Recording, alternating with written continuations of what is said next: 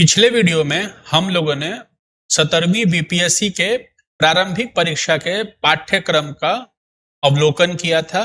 इस वीडियो में हम लोग बीपीएससी मेंस के सिलेबस को डिस्कस करेंगे। ध्यानपूर्वक हम लोगों को ये देखना है कि बीपीएससी में एक सिलेबस में हम लोग देखेंगे समान हिंदी से हम लोग का सामना होता है। एक पेपर आप इसे मान सकते हैं। फिर जीएस का 2 पेपर होता है, जीएस पेपर 1 और जीएस पेपर 2। तो 3 पेपर हम लोग देख लिए। चौथा पेपर हम लोग का निबंध का होता है और 5वां पेपर हम लोग का वैकल्पिक विषय ऑप्शनल विषय का होता है। तो इसमें भी काफी परिवर्तन हम लोगों को विगत 1-2 वर्षों में देखने को मिला है। तो हम लोग को सामान्य रूप से समझना है कि 5 पेपर का एग्जाम मुख्य परीक्षा में देना है। सामान्य हिंदी 100 अंकों का होता है। 3 घंटे का एग्जाम है। सभी एग्जाम 3 घंटे का होता है, केवल वैकल्पिक विषय को छोड़ के। तो 3 घंटे का एग्जाम है। 100 अंक का हिंदी है। इस पे भी हम लोग आगे देखेंगे। फिलहाल हम लोग को सिर्फ समझना है कि 100 अंक का हिंदी है। इसमें केवल हमें पास होना है, मेरिट लिस्ट में इसका नंबर नहीं जुड़ता है। 2 जीएस पेपर है, एक पेपर 300 अंक, एक पेपर 300 अंक। सबसे महत्वपूर्ण यही होता है मुख्य परीक्षा में। तो 600 नंबर का होता है और 6 घंटा आपको मिलेगा। पहले पेपर में 3 घंटा, दूसरे पेपर में 3 घंटा। उसके बाद एक जो नया परिवर्तन है निबंध में, निबंध 300 अंकों का रहता है। 3 निबंध होते हैं 100-100 मार्क्स के और 3 घंटे इसमें मिलेंगे हम लोगों को। और एक होता है आपका ऑप्शनल पेपर। यदि आप ग्रेजुएशन में कोई सब्जेक्ट लिए हैं उसे आप ऑप्शनल बना सकते हैं, या कोई भी सब्जेक्ट से आप स्नातक पास आउट हैं तो आप चाहें तो विषय को परिवर्तित भी कर सकते हैं। उस पर किसी प्रकार का रोक नहीं है। तो 100 अंक का होगा, ऑब्जेक्टिव क्वेश्चन होगा। पहले यही सब्जेक्टिव होता था, लेकिन अब केवल ऑब्जेक्टिव होता है। 2 घंटे का ऑब्जेक्टिव एग्जाम होता है, जिसमें आपको केवल पास होना अनिवार्य है, फिर ये नंबर नहीं जुटता है। तो हम लोगों ने देखा कि हिंदी में केवल पास हो जाना है और वैकल्पिक विषय में केवल पास होना है। इस प्रकार केवल 3 विषय पे हम लोगों को फोकस रहना है। दिखने में ये 5 सब्जेक्ट होते हैं, लेकिन है 3 सब्जेक्ट या 3 पेपर। आप इसे मान लीजिए 2 में केवल और केवल हम लोग को पास होना अनिवार्य है। पास होना भी आवश्यक है, क्योंकि इसमें भी लोग यदि हल्के में लेते हैं तो फेल भी करते हैं। देखिए यहाँ पे लिखा है समान अध्ययन पेपर 1, समान अध्ययन पेपर 2 तथा निबंध में प्राप्त अंकों के आधार पर ही मुख्य परीक्षा, जिसे हम लोग मेन एग्जाम कहते हैं, मेधा सूची अर्थात मेरिट लिस्ट तैयार की जाएगी। अगला है समान हिंदी में 30% लब्धांक प्राप्त करना अनिवार्य है। अर्थात ये जो 100 अंक है इसमें हम लोगों को 30 नंबर ले आना है, लेकिन मेरिट लिस्ट में इसका नंबर नहीं जुटेगा। अगला हम लोग देख रहे हैं जो वैकल्पिक विषय है, जो आप मान लीजिए हिस्ट्री लेते हैं, तो अगर आप जनरल स्टूडेंट हैं जिसमें रिजर्वेशन नहीं मिलता है, तो आपको 100 में से 40 नंबर लाना अनिवार्य है। पिछड़े वर्ग में 36.5, अत्यंत पिछड़ा वर्ग में 34 नंबर, अनुसूचित जनजातीय और महिलाओं तथा दिव्यांगों के लिए 32% मार्क्स लाना अनिवार्य है।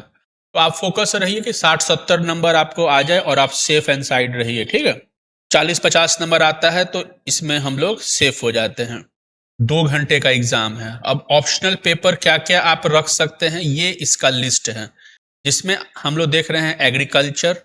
मान लिया जाए कि किसी का हिस्ट्री है तो यहाँ पे आप हिस्ट्री को ऑप्ट करेगा, और प्रारंभिक परीक्षा में जब फॉर्म फिलअप होता है तो आपको बताना होगा कि मेंस में आप कौन सा सब्जेक्ट रखेंगे।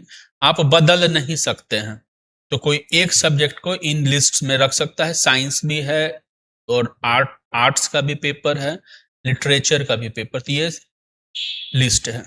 उसके बाद हम लोग देखते हैं विस्तृत रूप से कि क्या क्या क्वेश्चन पूछे जाते हैं और क्या क्या सिलेबस है।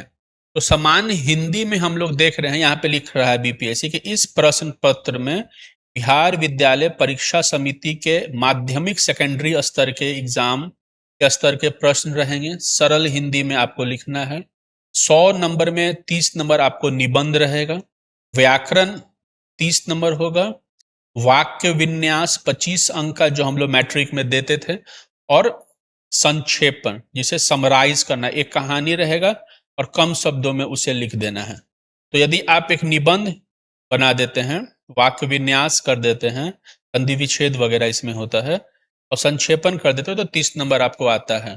तो 30 नंबर मिनिमम इसमें लाना अनिवार्य है। थोड़ा बहुत 5-10 दिन पढ़ लेने पे ये पास हो जाता है, इसमें परेशानी वाली कोई बात नहीं है। एक ये देख लें, बस हमें सिर्फ पास होना है सामान्य हिंदी में, नंबर आपका ऐड ऑन नहीं होगा।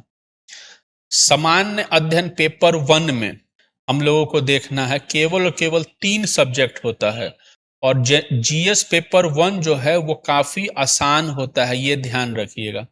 इसमें बहुत ज्यादा टसल नहीं है। ये हिस्ट्री, आप इसे जनरल शब्दों में हिस्ट्री कह सकते हैं, आधुनिक भारत का इतिहास और भारतीय संस्कृति और कला, इसमें कला भी आप जोड़ सकते हैं। इससे प्रश्न रहते हैं, काफी आसान पेपर है, 144 नंबर का ये होता है।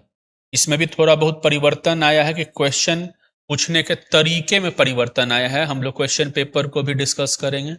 अगला है राष्ट्रीय एवं अंतर्राष्ट्रीय महत्व का घटनाक्रम, इसमें बिहार के भी करंट अफेयर्स को पूछा जा सकता है, ये भी आपको 144 नंबर का रहेगा। 114 नंबर का रहता है, 114 ये, 114 ये, 144 नहीं। और तीसरा स्टैटिक्स रहता है, 72 मार्क्स का स्टैटिक्स रहता है, इसमें कोई परिवर्तन नहीं हुआ है। 4 प्रश्न रहता है, 2 प्रश्न आपको बनाने होते हैं, काफी इजी ये होता है, आप इसमें 72 में 72 मार्क्स ला सकते हैं। अगर आप इसमें अच्छे से 20 दिन भी पढ़ लेते हैं तो स्टैटिक्स का सब प्रश्न बन जाता है, बस आपको थोड़ा बहुत मैथ आना चाहिए। तो ये 300 नंबर है, हमें टारगेट करना है कि कम से कम 200 प्लस नंबर इसमें आना चाहिए, क्योंकि एक स्टैटिक्स पोर्शन है जो आपको पूरा पूरा नंबर दिलवा देगा। तो सिलेबस ये है कि आधुनिक भारत तथा बिहार के विशेष संदर्भ में इतिहास और भारतीय संस्कृति के अंतर्गत लगभग 19वीं शताब्दी के मध्य भाग अर्थात 1857 से लेकर देश की इतिहास के आरंभ और विकास से प्रश्न पूछे जाएंगे। साथ में इसमें भारतीय स्वतंत्रता संग्राम में बिहार की क्या भूमिका है वो प्रश्न रहेगा। फिर हम लोग देखेंगे जो आज का झारखंड है उसमें 2-3 महत्वपूर्ण विद्रोह हुए हैं, जैसे संथाल विद्रोह रहता है, उससे प्रश्न होता है। बिहार में 1857 की क्रांति, जिसमें बाबू वीर कुंवर सिंह के विषय में पढ़ना है, बिरसा मुंडा, चंपारण सत्याग्रह और 1942 का भारत छोड़ो आंदोलन और बिहार की भूमिका, ये हिस्ट्री के क्वेश्चन होते हैं। कल्चर के तहत कला से संबंधित जो प्रश्न है, बिहार का जो आर्ट है, जैसे मौर्यन आर्ट एक हो गया, पाल आर्ट, मधुबनी पेंटिंग, पटना कलम चित्रकारी, इन सभी से भी एक क्वेश्चन आपको देखने को मिलेंगे। तो ये हमारा 114 मार्क्स का पेपर 1 है, जीएस का पेपर 1। फिर ये जो सांख्यिकी विश्लेषण, आप सीधा सीधा समझिएगा, स्टैटिक्स जो होता है 72 मार्क्स का, वो पूछा जाएगा, 4 क्वेश्चन रहेगा और 2 प्रश्न बनाना है, हमेशा रिपीटेड रहता है, इसमें परेशान होने वाली कोई बात नहीं है। 2, 4, 5 साल के अगर हम लोग प्रश्न बना लिए तो ये काम हो जाएगा। और करंट अफेयर्स हम लोगों ने बात कर लिया। पेपर 2 में हम लोग देख रहे हैं कि इंडियन पॉलिटी आपको मिलेगा 114 मार्क्स का, भारतीय अर्थव्यवस्था, और इसी में भारत के भूगोल को जोड़ दिया गया है।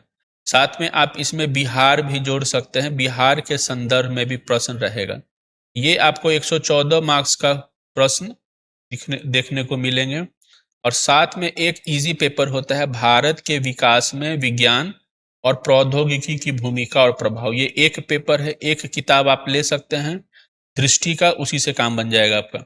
इसमें आपको 2 प्रश्न को लिखना होता है। तो आप देखिएगा कि ये पेपर थोड़ा टफ है, जिसमें आपको चुनौती पेश करेगा भारतीय अर्थव्यवस्था और भारत का भूगोल, इस पे मेहनत करने की आवश्यकता है। और पेपर 1 में हम लोग को करेंट अफेयर्स पे मेहनत करने की आवश्यकता है, बस इसी एक सब्जेक्ट। और आप ध्यान दीजिएगा, इकोनॉमी और ज्योग्राफी, ये एक सब्जेक्ट पे मेहनत करने की आवश्यकता है।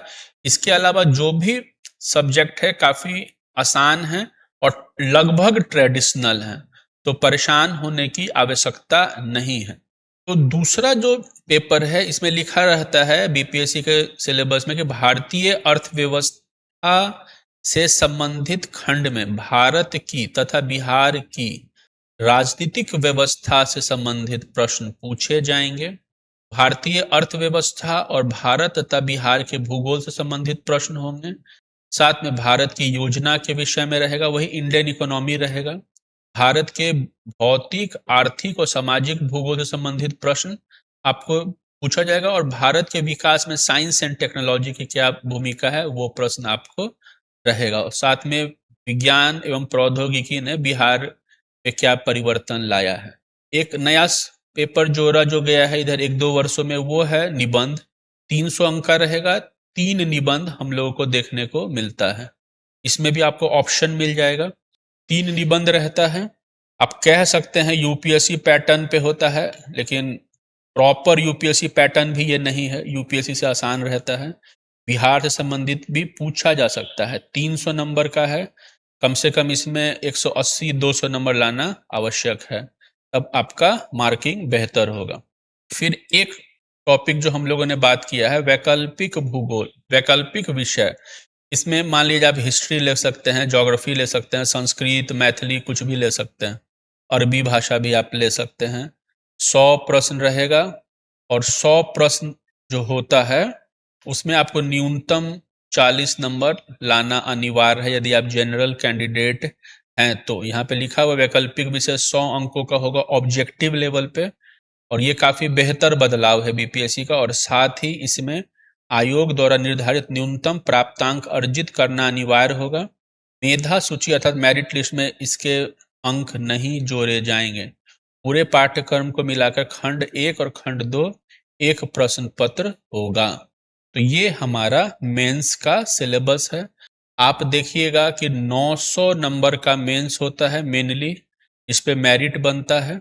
इसमें आप 300 नंबर का ऑप्शनल जोड़ सकते हैं और 100 नंबर का हिंदी भी जोड़ सकते हैं, यानी कि 400, जिसमें केवल पास करना अनिवार्य है। और ये नंबर 400 वाला नंबर आपको नहीं जुटेगा, केवल 900 नंबर पे मेरिट बनती है।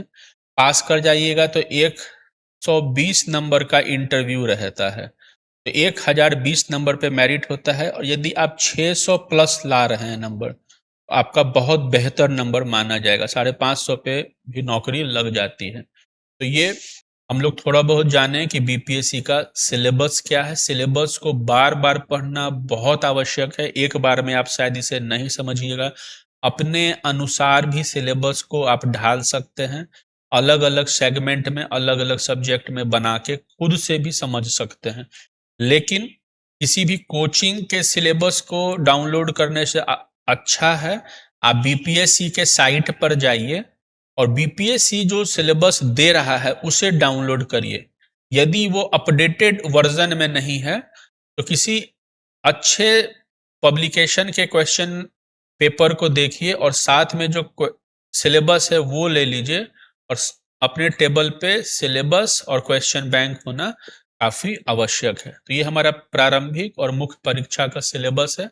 अगले वीडियो में हम लोग देखेंगे कि पिछले 2-3 वर्षों में, क्योंकि अब जो बदलाव हुआ है उसी के आधार पर तैयारी करना आवश्यक है। पहले जैसे एग्जाम पूछा जाता था उस क्वेश्चन को अगर आप छोड़ भी देते हैं तो बहुत परेशानी नहीं है।